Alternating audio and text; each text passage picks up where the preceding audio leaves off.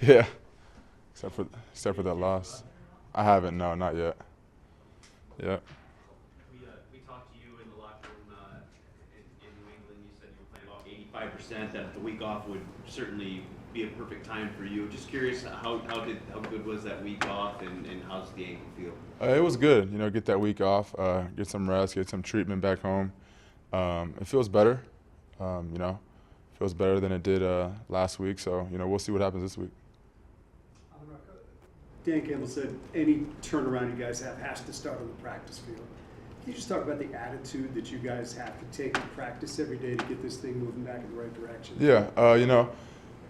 I think he's right. Everything starts on the practice field. The plays that they draw up for us, the execution, just envisioning, making those plays on Sundays. It starts out there on Wednesday, Thursdays, and Fridays. So, he tweaked a couple things for practice, which I'm all for. I love one-on-ones, and that's going to be in practice Wednesdays and Thursdays now for us. So I'm excited. Get to work on your craft, get better, compete, and that's what I'm about.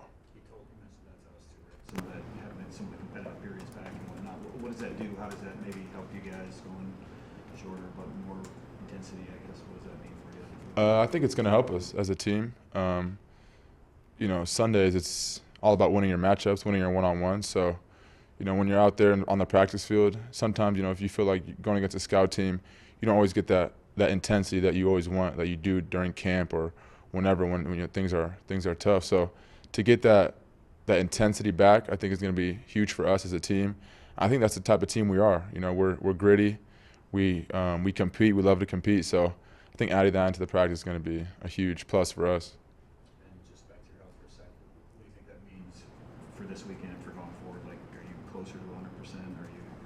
We're going to see, what we saw from you the first couple weeks, I guess, if you're ready to. Yeah, like I said, I'm getting better. Ankle sprains, they tend to linger, so as long as I'm feeling a little bit better each day, I think I'll be fine. Have you had a high ankle sprain before? No, this is my first time. So what's the treatment like for that? How does it differ from maybe a low ankle sprain, which seems to heal a little bit quicker?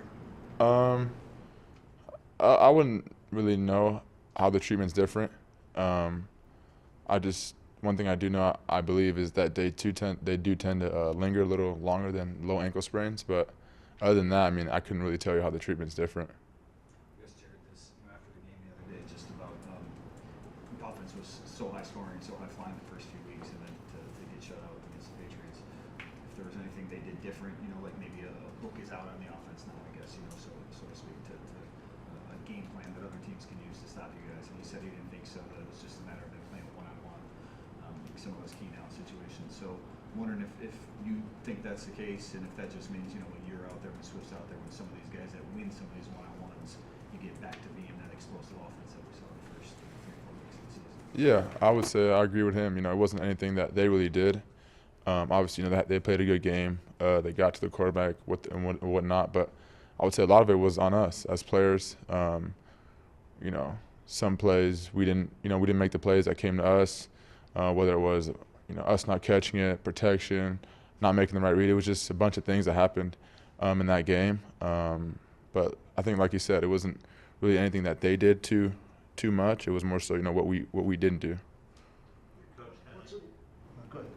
Your coach kind of preaches the balance of letting the bad taste linger just long enough to where it doesn't affect you going forward. But when you are scoring 35 points a game and then a team shuts you out, like how long did it take you to kind of shake that one going into the bye?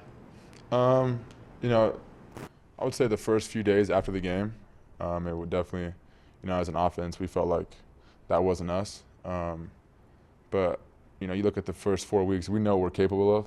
So a game like that doesn't really, doesn't affect us too much because of what we know we can do and what we have done the first 4 weeks. So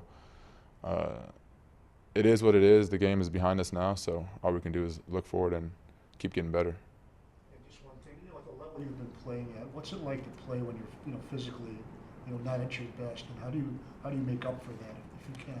Yeah, it's tough.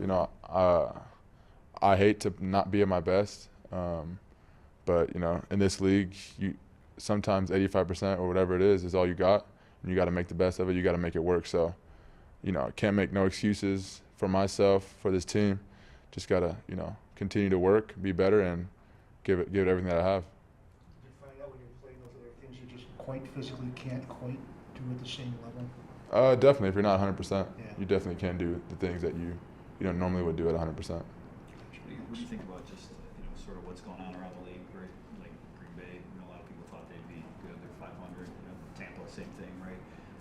As down as things may be at 1-4, I guess you look around and, you're not that far out of it when you think of those things. So I don't know, how do you sort of view the big picture of where you stand and where the league is right now?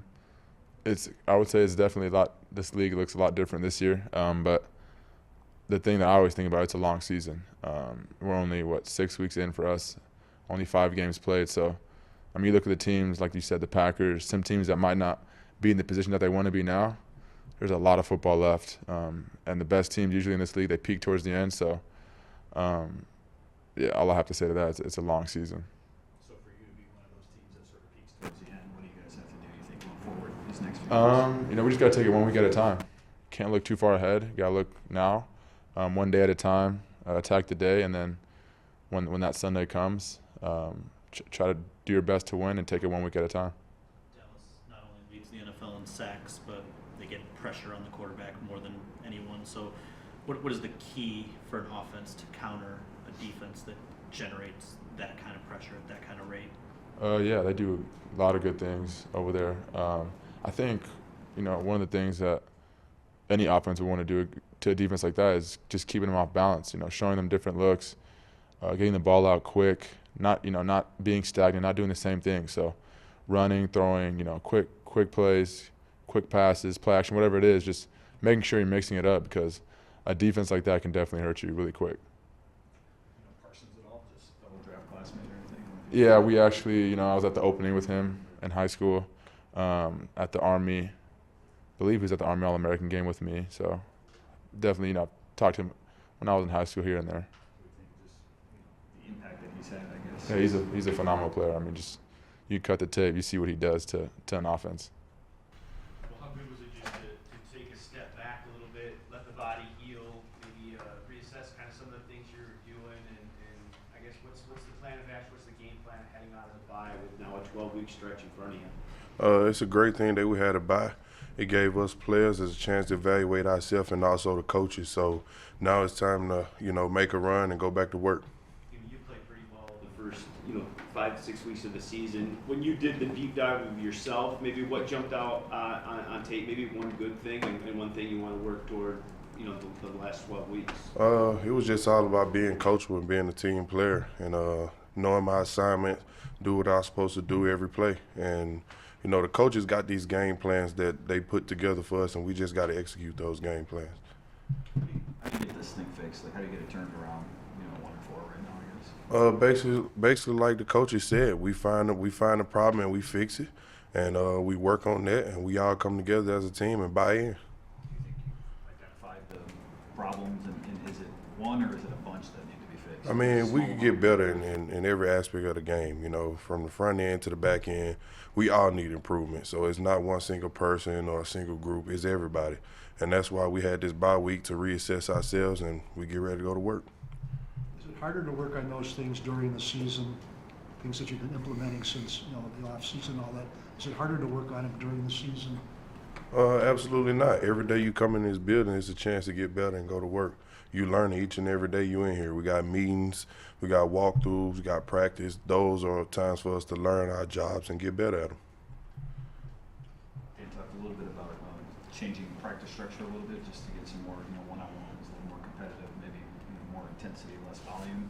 I'm wondering just how does that compare to what you did before in Pittsburgh? Like, is that welcome? Is that needed? How do you? That's something we need. Is very much needed. Like, we trust the coaches. Whatever they say, we got to do it. If they feel like that help us put us in a position to win, we put our head down and go to work and do it. And I'm totally all in with what the schedule plan is, and we just got to go to work and do it. During those 3 years in Pittsburgh, I don't think you guys ever allowed more than maybe 23 points per game. So this is just a different animal right now. What is the mood like across the defense, just about the amount of points you guys have been letting up? You know, I was in Pittsburgh. That was in Pittsburgh. So I'm here in Detroit. Like I said, we all just focusing on what we need to do, you know, to become a better defense all around, from the front end to the back end. And that's something we gonna do. We're gonna get better at it. We're gonna work hard each day, come to work and get better at it. What do you, I don't know how much you've jumped into the Cowboys tape, but since you had a bye week, just what do you make of their running game and their offense in general? I seen them last night. They got a great back. They got a great offensive lineman.